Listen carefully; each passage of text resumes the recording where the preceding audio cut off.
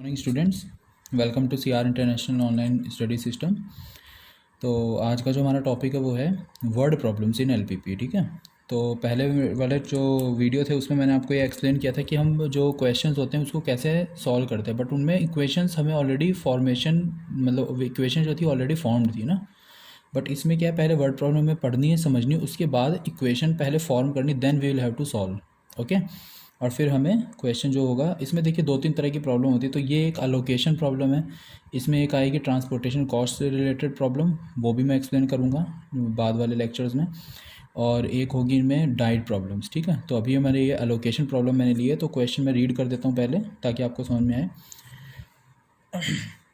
A cooperative society of farmers has 50 hectares of land to grow two crops X and Y. Okay, the profit from crops X and Y per hectare are rupees 10,500 and rupees 9,000 respectively. Okay, दो तरह के crop है, पहला x और Y, और उन कुछ जो लैंड है जिन पे वो ग्रो करेंगे वो है 50 हेक्टेयर टोटल लैंड। ओके, मतलब वो 50 हेक्टेयर लैंड पे या उससे कम इतने में ही ग्रो कर सकते हैं, उससे ज़्यादा नहीं हो सकता। ओके, जो प्रॉफिट है वो बता रखा है 10,500 रुपये है एक्स के लिए और 9,000 रुपये है वाई क्रॉप के लिए।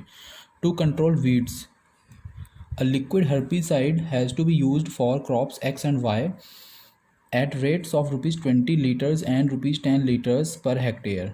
ठीक है, जो वीड जो खरपतवार टाइप की आ जाती है, ठीक है, उसको उससे मतलब कि वो ना आ पाए इसलिए हर्बिसाइड यूज़ करी जा रही है।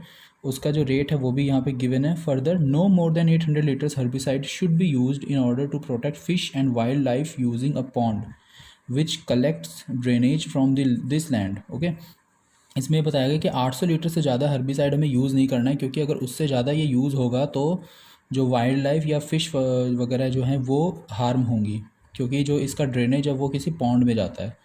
How much land should be allocated to each crop so as to maximise the profit of society.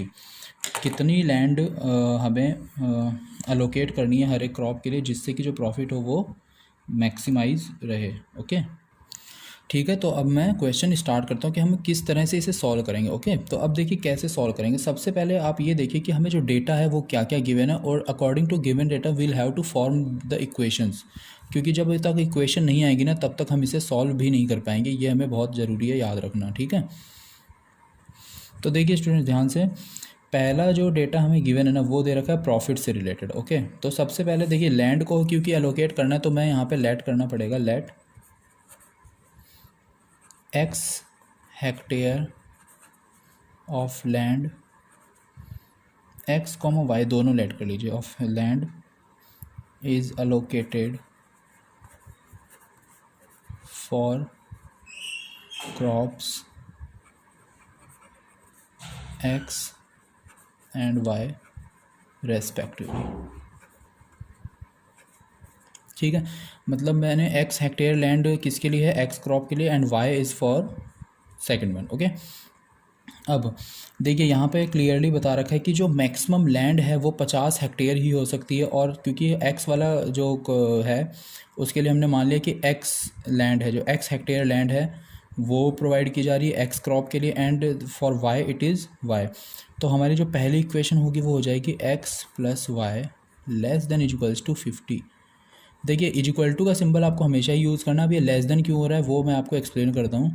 यहाँ पे क्लियरली बताया कि 50 हेक्टेयर ही लैंड जो है वो अवेलेबल है।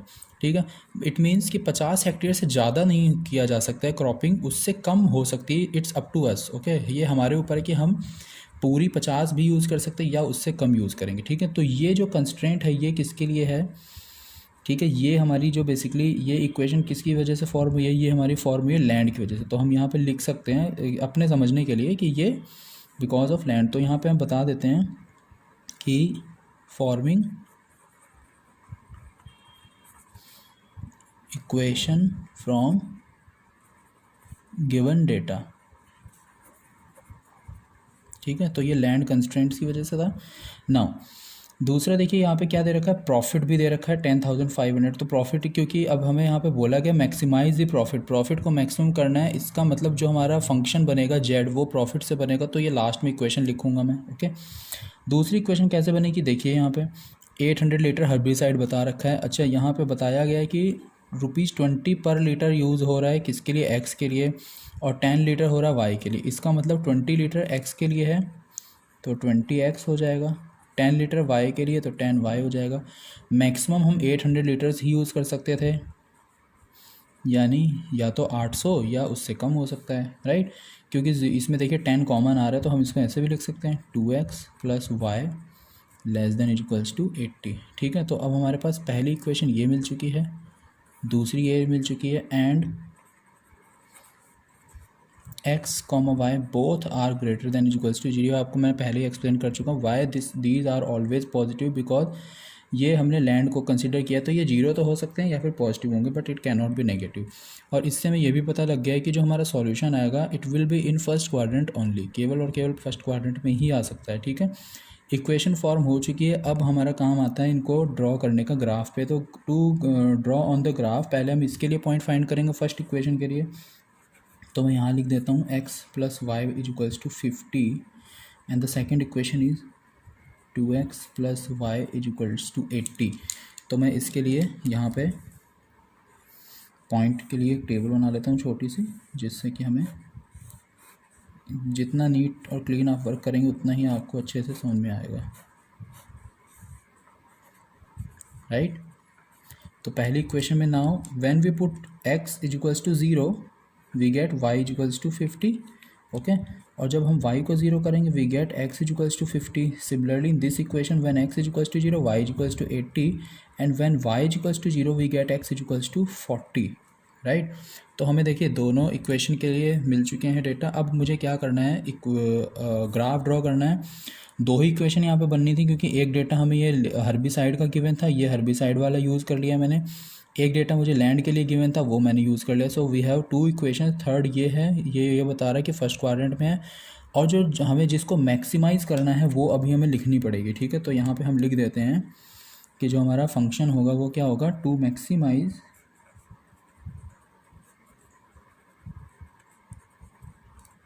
तो जेड ही मानते हैं हम हमेशा उस फंक्शन को, जो हमारा ऑब्जेक्टिव फंक्शन होता है इट इज़ जेड। तो यहाँ पे बताया हुआ है प्रॉफिट कितना है, देखिए 10,500 on x crop and 9,000 on y crop. तो ये हो जाएगा 10,500x + 9,000 वाई। ये हमारी जेड की इक्वेशन हो गई है। तो ये भी मैं इसको बॉक्स में लिख देता हूँ ताकि विजिबल रहे, आपको ध्यान रहे। ठीक है, ये मेरे इक्वेशंस फॉर्म हो चुकी है। नाउ अब हमें क्या करना है, अब हम आगे चलते हैं इससे आगे वाले पोर्शन के लिए। ठीक है, तो अब हमें क्या करना होगा वो और मैं बता दे रहा हूँ। सबसे पहले मैं ग्राफ ड्रॉ करना होगा। ठीक है, तो मैं यहीं पे ग्राफ ड्रॉ करता हूँ इसका। तो ग्राफ ड्रॉ करने के लिए आपको पता है क्या बनाना पड़ेगा हमें,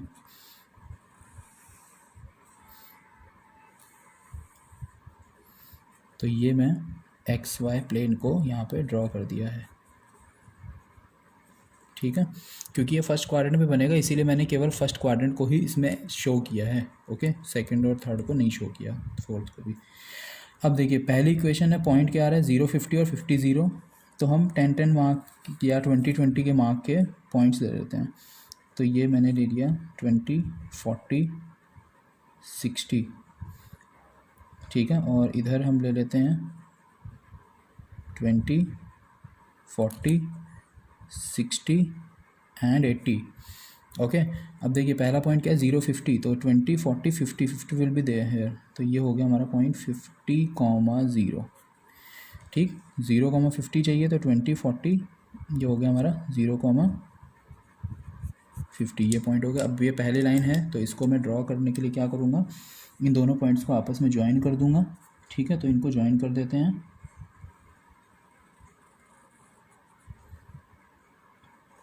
आपको पता है आपको स्केल से ड्रॉ करना है, मेरा फ्री हैंड से कर रहा हूँ अभी। ठीक है, तो आप इसको स्केल से यूज़ करिएगा। और यहाँ पे इसकी इक्वेशन लिख देते हैं x + y = 50। ठीक, पहली इक्वेशन ड्रॉ हो चुकी है। Now moving on second equation. Second equation is x + y 2x + y = 80। Points are 0, 80, this one. तो यहाँ पे लिख देते हैं 0, 80 and the next point is 40, 0, there it is there. दूसरी लाइन को मैं ड्रॉ कर दे रहा हूँ इधर।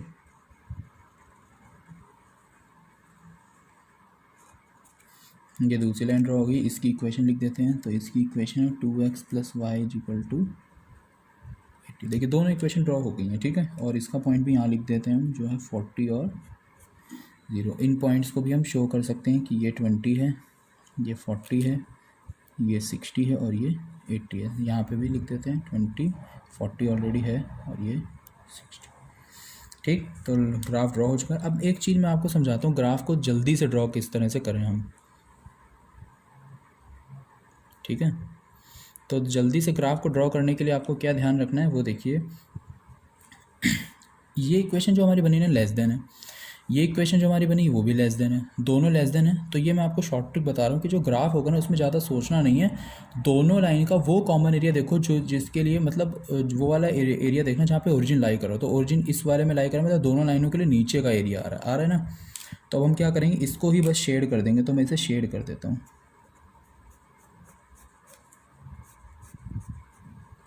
मैंने आपको अब मेरे जो प्रीवियस लेक्चर जो मैंने वीडियो भेजी थी उसमें ऑलरेडी बता चुका हूँ किस तरह से हम कॉमन रीजन फाइंड आउट करते हैं। So I have found the common reason, और मैंने आपको बता भी दिया शॉर्ट ट्रिक कि क्योंकि दोनों लेस देन का सिंबल लगा हुआ है, इसका मतलब हमेशा लोअर वाला ही रीजन आएगा जो ओरिजिन की तरफ लाई करा हो, मतलब ये वाला है boundary reason.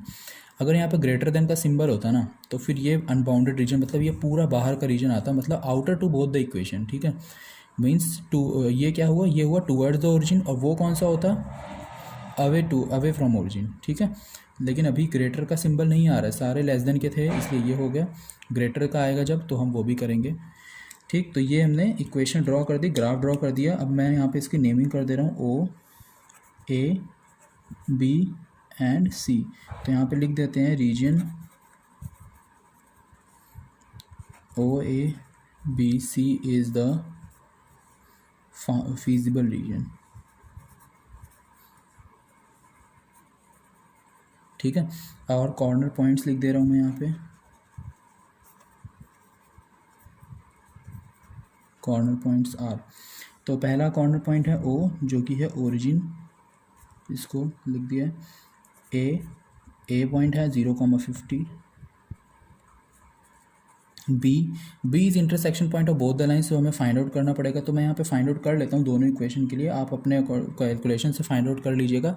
Otherwise when you will draw this on graph पे बहुत ईजिली आपको पता लग जाएगा कि ये क्या पॉइंट आ रहा है। अगर मैं इसको एक रफली अंदाज़ा दूँ ना तो ये 20 और 40 के बीच में आएगा एक्स का इंटरसेक्शन, और जो वाई का इंटरसेक्शन है वो अप्रॉक्सीमेट 20 से थोड़ा सा ज़्यादा लग रहा है मुझे। तो ये यहाँ का पॉइंट तो मुझे पता लग गया 30 है, लेकिन अभी हम कैलकुलेशन से देखते हैं क्या है, क्योंकि ग्राफ पे जब आप करेंगे तो आपको क्लियरली विजिबल होगा कि what is the exact point, ठीक है। बट ये अभी ग्राफ नहीं है तो इसको मुझे कैलकुलेशन से देखना पड़ेगा कि क्या है पॉइंट, ठीक है। तो मैं दोनों इक्वेशन सॉल्व करता हूँ। तो यहाँ पे देखिए, यहाँ से अगर मैं y की दोनों इक्वेशन को आपस में माइनस करूँ, y कैंसिल हो जाएगा, 2x - x x रह जाएगा, और इधर 30, देखिए x वैल्यू 30 ही आ रही है, 30। अब 30 यहाँ पे रख दूँ तो y 20 आ गया, right. So we have found the point B which is 30,20, and the last point C point हमारा कितना है 40,0, ओके। तो मुझे ये चारों कॉर्नर पॉइंट मिल चुके हैं। अब आपको पता है क्या करना है, अब हमें एक टेबल बनानी है जिसमें कॉर्नर पॉइंट्स लिखेंगे, और कॉर्नर पॉइंट्स के साथ हमें क्या लिखना होगा तो मैं यहाँ पे टेबल बना लेता हूँ वो।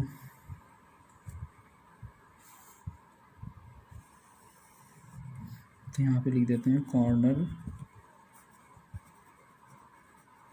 पॉइंट्स, और यहाँ लिख देते हैं value of Z, corresponding value of Z लिखिएगा, ठीक है। corresponding to point।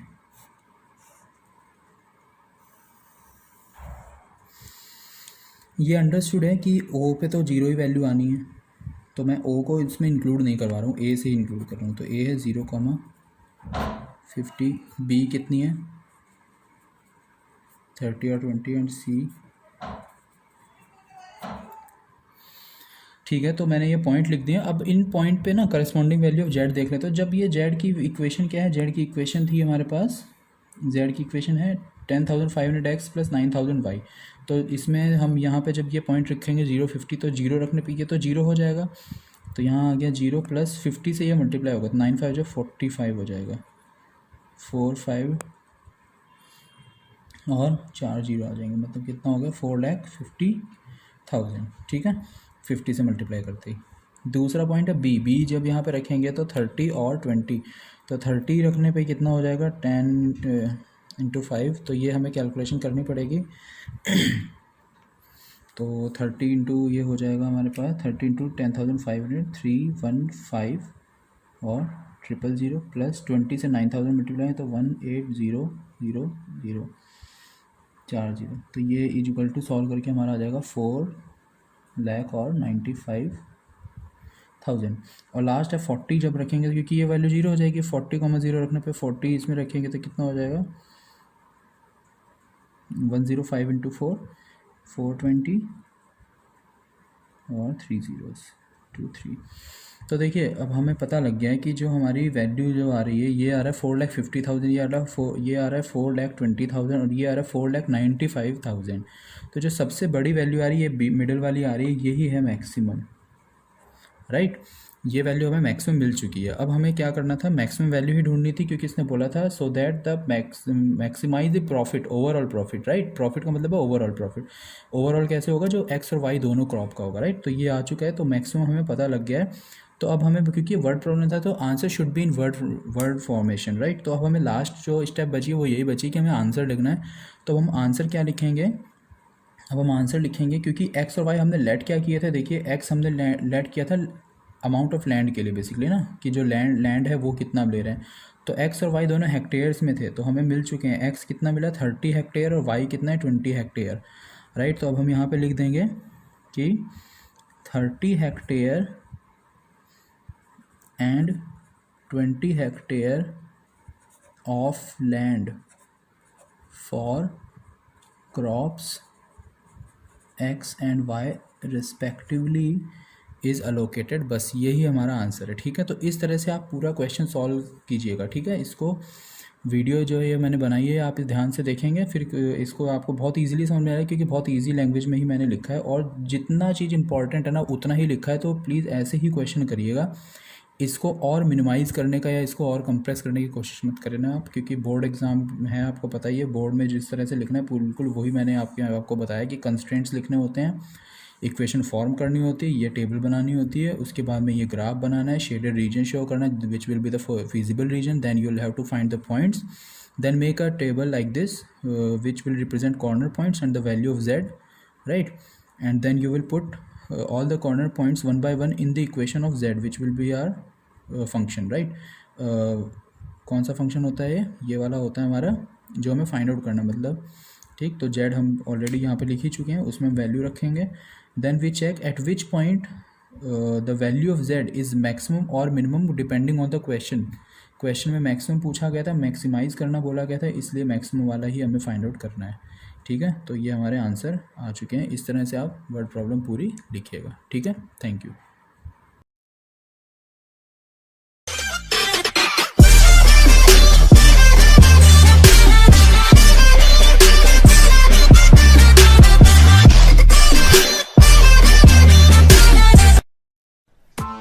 Press the bell icon on the YouTube app and never miss another update.